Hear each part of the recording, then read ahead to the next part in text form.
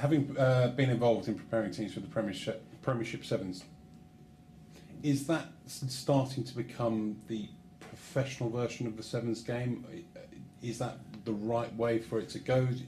Is it excluding we touched on it briefly, a more specialist Sevens player who's not necessarily within that sphere? No, I think clubs were smarter this year, and I think if you look at those teams, there was a nice balance. I think I looked to say last year and a guy called Dan Bibby. Now Dan Bibby's now in that England group.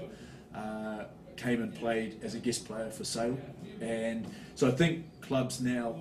I think the good thing about the JP is the clubs, the Premiership clubs, and the JP Morgan Sevens gives you a platform to promote the game of sevens, and whereas maybe if you had a bunch of just lesser known clubs, you'd struggle to get the same coverage. You wouldn't get ESPN covering it.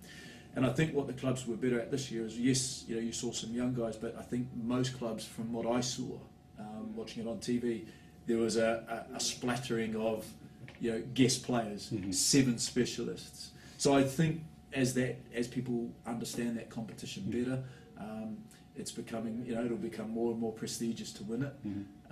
So you look at a London Irish, you see your Tangi Thuckenbaus and Ojos, that's nice to see. And then a couple of, say, guest players who maybe not part of that club, contracted full time, but they know they're local talented sevens players.